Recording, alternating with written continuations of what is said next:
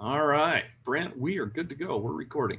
Okay, hello everybody. We want to take a look back at the year 2020. And for some of us, we may not want to look back at that year, but in ways, there's been some good things here at the Trust. And so we want to talk about this today, things that have gone on in the past year at the Trust, some of our performance, and things that we can learn from.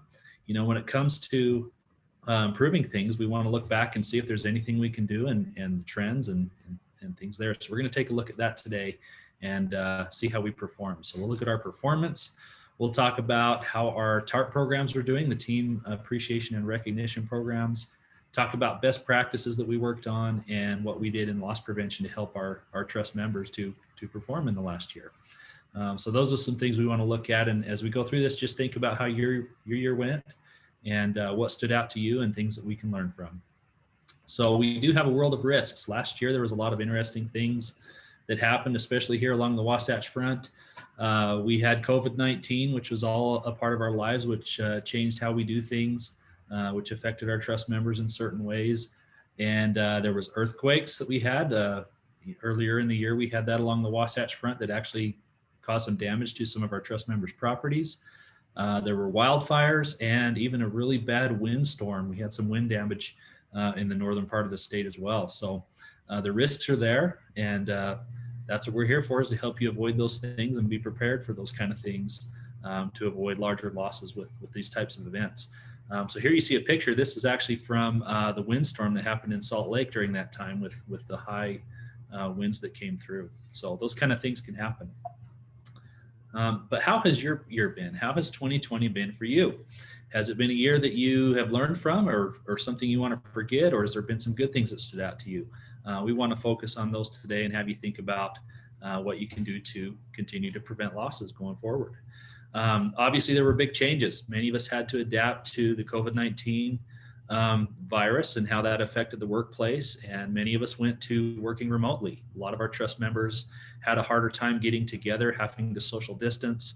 It made having trainings and safety committee meetings a lot harder to hold sometimes, and they had to get creative with ways to do that. Many of those were done through Zoom, just like we're using today. So different technologies and ways to telecommute may have impacted how our year performed. Also with quarantine, sometimes there were employees that had to be quarantined for a certain period of time, and the procedures for coming back into the workplace changed as well for those employees that came back in, and how to work around those things and keep the work going. For some of our trust members, it was business as usual. They had to keep their processes going and services going, and they had to do that. And then for others, they were able to adapt and do some things a little bit differently. So that may have impacted our overall performance here at the Trust, and we want to look at that today, how the last year went and how we actually performed. So one of the key things that we want to look at is this statistic right here, and it's probably the most important thing, and that is 0. We had 0 fatalities at the Trust with when it comes to the workers working for our Trust members. Nobody died on the job this year, and that's probably the most important number we could look at. So if we could celebrate and cheer for the new year and having that as 0, again, that's the best thing we can do. That's the greatest goal that we have. But we also want to look at our performance by line, by each of the different lines of coverages that are there. So property, we'll look at that, general liability, auto, and workers' compensation losses. We're going to look at this and see what are some of those top causes of losses and what stands out to us, and how can we prevent those kind of things in this new year here in 2021. So we'll look first at the property losses. What are the top 3 causes? So what do you think they are? Let's take a look here. With the risks that we had, we looked at some of this already, but the top reason for property damage fell into storms, mostly windstorms. We had a lot of damage from that windstorm that came through earlier in the year, toppled trees over, damaged property, different types of equipment damage and property damage from those windstorms. So 25 claims for that. The next thing was vehicle collisions, where trust member properties were damaged by vehicles hitting into them. So colliding in with them, going out of control, hitting posts or buildings or any kind of property. There were 11 different claims from vehicle collisions to trust member properties. And another top 3 one was the pipe, drains, and valves, where things had failed and caused flooding or damage or water damage to the trust member property. So those are the top three things that we saw this last year. And interesting things to point out is that the windstorms was very costly, over $1,187,000 for damage for those windstorms alone. So those are things to watch for in this next year, how to prevent those things. So how do we prevent these type of property losses? What can we do? Well, one of the best things you can do is inspect your facilities. Make sure that everything is working properly. Make sure that there's no maintenance issues coming up that you need to maintain. You want to keep on top of that, especially when it comes to electrical and plumbing. Making sure that everything's in good shape and working as it should.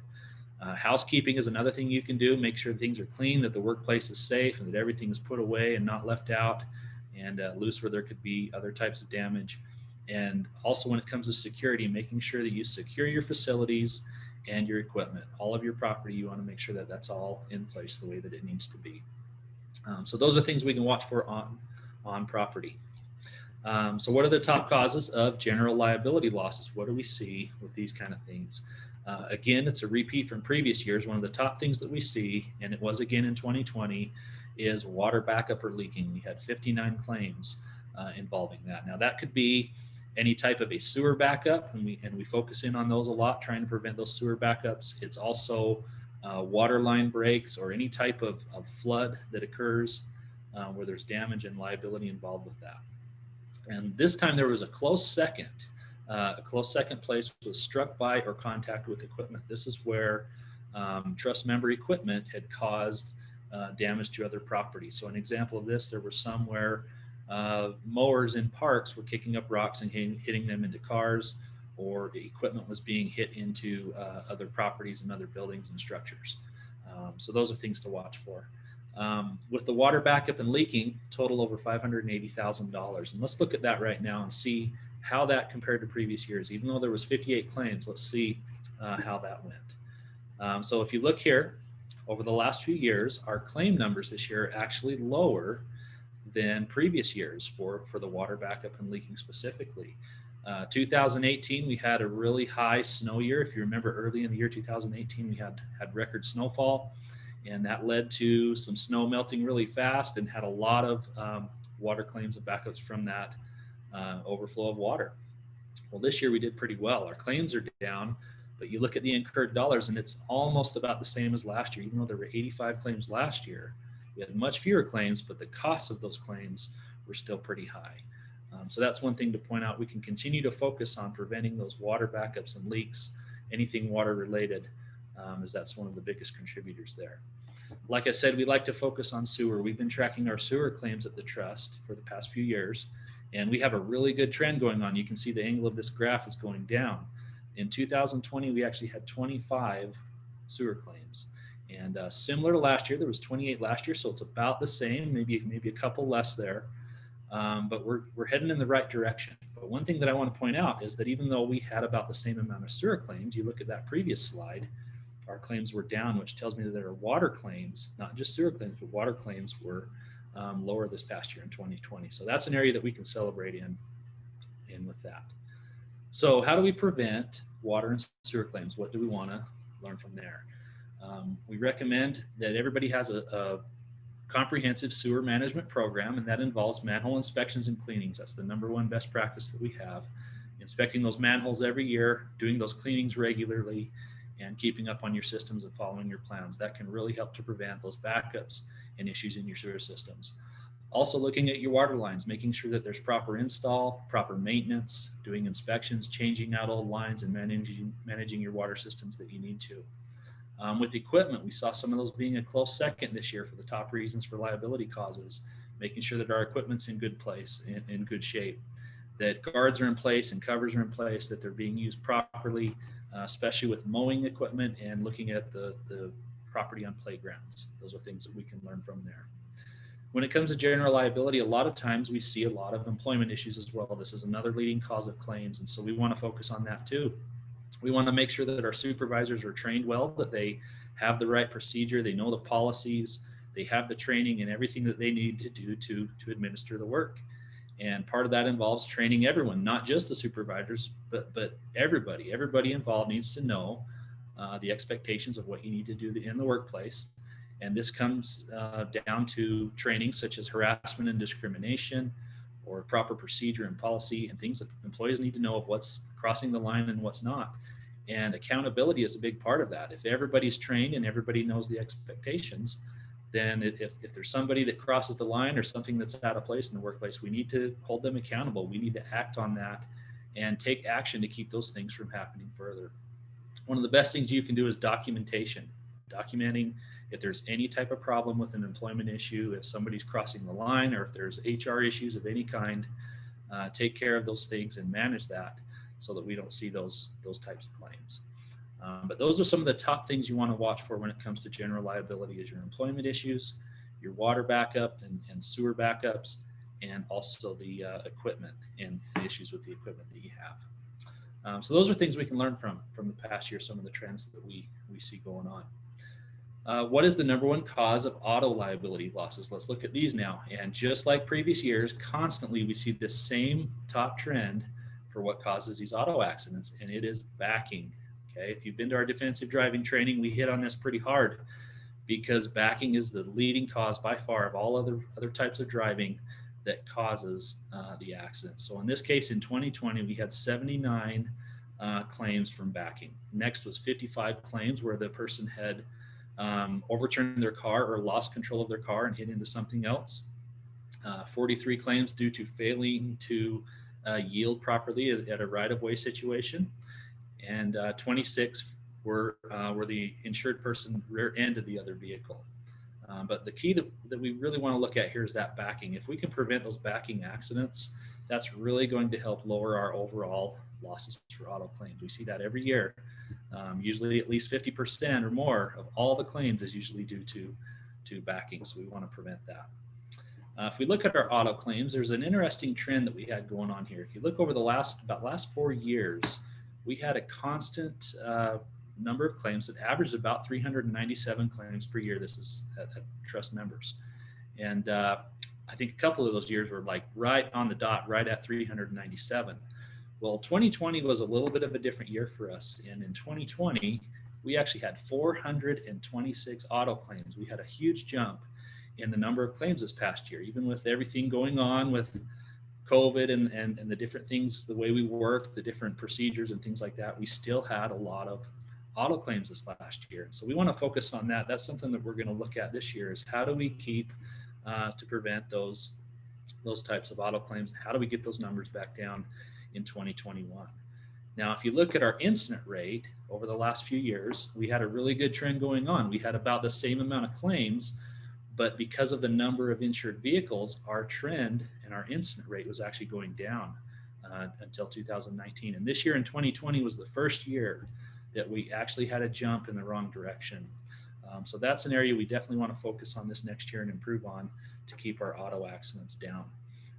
So some things that we can do, things that the trust and members of the trust can do to prevent these types of auto accidents, is manage your drivers. So part of that is using the MVR reports that we send out. I know a lot of you are getting those already. If you don't, we can help you get those MVR reports on a monthly basis, so you can see how your drivers are doing and you can manage those things. If there's an employee that's having citations or multiple issues with driving, you want to take action and not keep giving them the keys to that car, because it may put you at greater risk. And it could be supervision. It could be making sure that they're doing the right things, that they're doing the right driving procedures, making sure they're wearing their seat belts. There's ways that you can do this. It could be having a supervisor go along and do a drive along with them and observe their driving behaviors, observe how they maneuver the vehicle, and if there's anything unsafe that they can teach them about. These observations are really effective. A lot of organizations do these, and you could schedule that up. It could be maybe a quarterly drive along or something random where you go along with them and see how they're actually driving. Other things you can do are having good vehicle inspections, making sure the equipment's all in good shape, that the car is working properly, that there's no issues that would lead to an accident that way. Training when it comes to defensive driving, this is something that we provide, and we're glad to do that. This last year it was a little harder because of not being able to be in person as much, but we do have webinars on defensive driving, and we've actually done some of those for our trust members over Zoom as well. But we are here to help you with that training. That is something we want to focus on this year to help keep our drivers safe.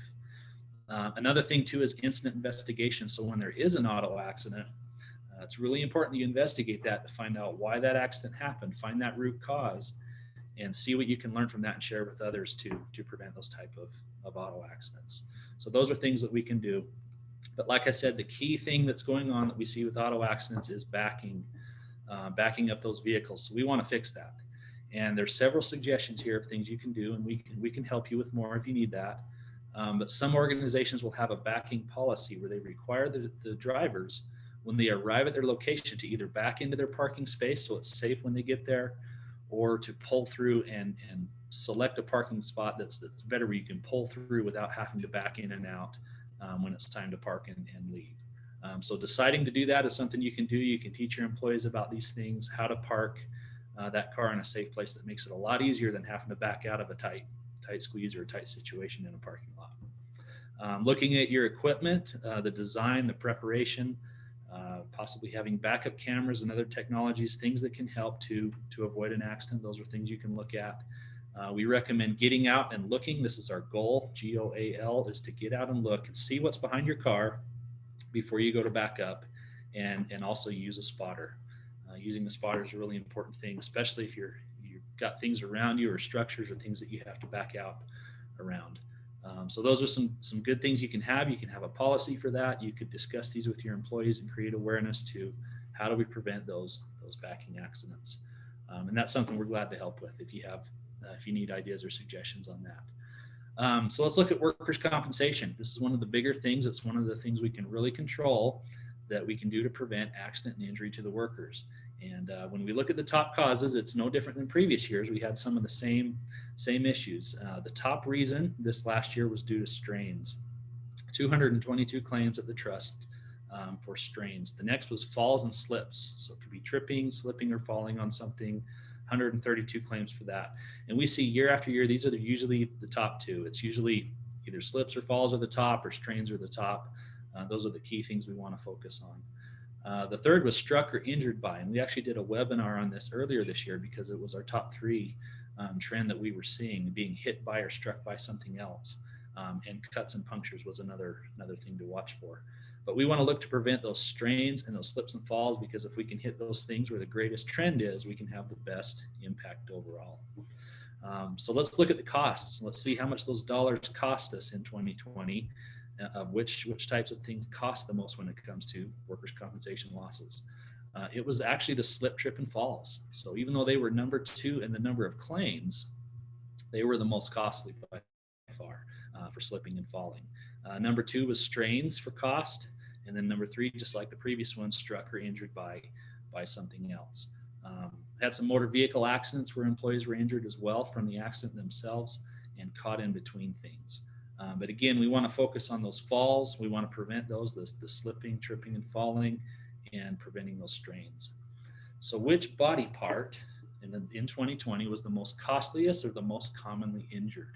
Let's take a look at this. So when it comes to the number of claims, the body part that was the most was actually the knees. And we've seen a lot of shoulder injuries in the past. This time it was the knees, and there's some close seconds there. A lower back, we saw strains being the most. A lot of time lower backs were being strained, shoulders being injured.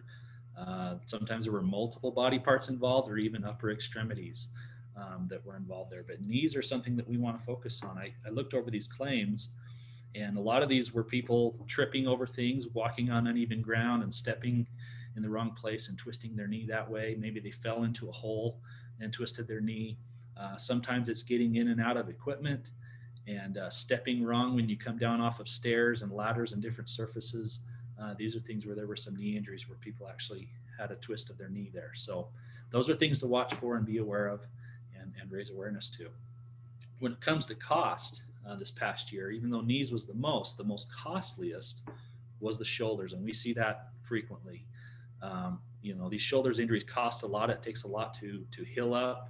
A lot of times surgeries are involved if there's torn rotator cuffs and things like that. So shoulders are a really, really tough thing we want to prevent. A lot of times that happens from the slipping and falling.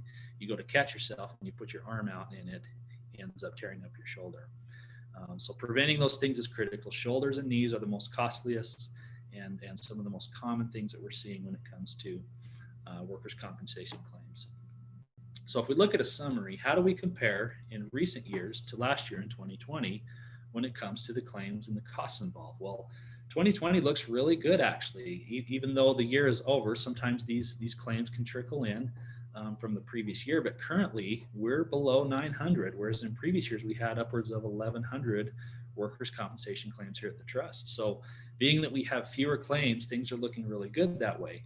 Our total incurred cost right now is creeping up close to what it was last year, but it's still down from some previous years. So I see a good trend going on here, and that's something we want to maintain momentum on. Definitely some fewer claims, but the costs are still there. So we're having some pretty expensive claims out there still. But the fact that we're having fewer claims, that's a really good trend to see, because over time that really helps get those overall costs down. When the claims are fewer, then the severity and that cost comes down with it as well. So good work on that. We want to keep that going with good momentum there. One of the best things you can do to prevent workers' compensation losses, to prevent injury, and one of the key things is getting that employee back to work. And so what you want to do is you want to have direct care. So what that means is having a hospital or a clinic or the doctors in place where you can send that employee to, where you get them to the right person that you know is going to work with you, that they're going to be timely in their response and good communication with you to help you to get that employee back to work. Even if it's on light duty or restricted duty, you want to work with them and get them back as soon as you can. And that is the key to keeping your EMOD rates down and saving the total cost of your losses over time. It's getting them right back to work. And we found that if you can get them back to work within that 3-day time period, and that there's no other lost time in addition to that, then about 70% of the cost of that claim does not go into your EMOD calculation. If it's a medical only claim and it's no lost time, it saves you thousands and thousands of dollars from doing that. So that's the number one thing we can recommend, is get directed care, get them back to work, and communicate between the employee and the adjuster and the clinic and everybody and that worker to get them back to work as soon as you can. That's the top thing that we recommend. Other things you can do to prevent workers' compensation losses and accidents and injuries is make sure you identify risks and problems from the past. If there's been things that stand out to you at your organization, trends that have happened or root causes that you're finding from your instant investigations, talk about those things in your safety committee, get together, put your heads together, and find ways that you can prevent these certain type of injuries that happen. That's one of the best things you can do. With this past year, like I said, it was a little harder to meet in person and be meeting regularly, but we want to continue that communication. We want to find ways to keep that going, even if it's remotely or through Zoom or other ways that you can be creative to do that. You want to keep those good things going and help prevent those accidents. Training is huge, making sure that your employees are trained. We're obviously glad to help with that, and making sure that your employees are engaged in being safe and working safely is critical to prevent accidents and injuries. So we're here to help you at the trust. As you know, we want to help you control the impact of your losses and incidents. We're here to help you save pain and avoid costs of money of these losses, and that's really our goal. And so we put out best practices. We have different programs and things that we do to help you with. And if you have questions, that's what we're here for. Let's take a look now at one of the programs that we do that we've been working on the last few years, and that's our TARP, the Team Appreciation and Recognition Program. This is something that really helps with your workers' compensation losses and also your auto accidents. And the reason we focus on this is because this is what helps the employees get engaged in the work, to help look out for each other, and helps reduce claims. And we've seen that over the last few years working with our trust members, those trust members that perform well, that do the 3 criteria that we recommend of having teams in place, doing monthly reporting, and having a simple reward for recognition and awareness, those that do that on average have less claims than those that don't. And so that's why we recommend this program. We're seeing a reduction in claims over time, and it ranges. This is an estimation, but it's usually about 15 to 30% of your claims can be reduced by having employees engaged in a team appreciation program. So that's why we recommend that. I know some members have been doing this for a while, some are just getting it going, and some are modifying their programs as well. We definitely recommend doing all 3 criteria for that and keeping that going. When we do this, we talk about the TARP with you in our best practice reviews, and this is something we've done in the last year in 2020. We focused on several key areas of things that we see that can prevent accidents in these different lines. And so that was looking at safety committees, seeing how that's going for you, incident reviews, talking about TARP, return to work, doing facility inspections, making sure that you're doing good training, vehicle and driver safety, HR management, looking at your law enforcement policy and procedures, and your sewer management. So what we did is we got with trust members and we put a little checklist together with some scores on it. And there's about 3 scores for each of these different sections. Those of you that have been through this know what we do. We're here to help you identify the things that you're doing really well at and areas that we might recommend that you could work on and improve. And so through that, we've learned a few things. We've seen some trends in the last year from doing these BPRs. And one thing that we saw, we've done 177 BPRs that we did this last year with trust members. So we're going to be working on that and going forward with those things again this year to try to help you keep your losses in check and keep your programs and procedures going well. Overall, the average scores of these things was about 83% completion. And so there is some room for improvement on some of these. Some trust members scored really well. Those that have been doing our programs in the past and doing these things, they continue those things and they're doing really well, and it's keeping their losses down. Others have some room for improvement and things to learn from. And regardless, whether you're doing all of it or not, there's always ways to keep things going and doing well. And so we encourage you to continually improve in all aspects of these best practices. Some areas that we saw on average for some trends that we saw, areas for improvement, we're making sure that we're continuing our facility inspections. These were some of the lower scores that we saw. We recommend that the documentation for your findings and following through on things to make sure that they're completed, that you can prevent these types of accidents at your workplaces and your facilities. So definitely facility inspections is something to focus on. With auto accidents being higher this year, we also saw a slider dip in our defensive driving training. And so making sure that your vehicle and driver safety programs are in place and functioning well is another key area that we can focus on. I mentioned the TARP, the Team Appreciation and Recognition Program. Definitely keep that going. That's what drives the engagement with the employees and their safety and working the way that they need to prevent accidents. So keep the TARP going and improve that where needed. And also law enforcement accreditation. So we've seen some entities starting this procedure of going through this process of getting the accreditation done. If you haven't started, we recommend that you do that and complete it if you've started. These are areas that we see that can really help over time to prevent these types of losses. So those are things we can watch for. When it comes to training, this last year, as I mentioned, was a little bit different. We've done a lot more remote trainings. We've done them through Zoom. We've continued our webinars each month, just like we are here. And we've actually done some other new ones, some smaller ones that are called safety shorts. They're like a 3 to 5 minute training where it's just a brief snapshot of some simple things that you need to know. And we actually record those and put those up on our YouTube channel. This last year, we started up a YouTube channel. We switched away from some of our other ways of doing webinars, and now we record them and put them up there. So there's some good things that we've learned from that. In the past, we've done regional trainings. This year, because of COVID and the restrictions that we had there, we actually canceled some of our regional trainings. Hopefully we can do those this year in the future when things open up again, and as well as conferences. But we are here to do training if you need it remotely, and we can even come in person if we follow the protocols and procedures that we need to. We can still do the trainings that you need in person as well. But looking at our YouTube channel, we've seen some good success with that. It's raised awareness to our trainings.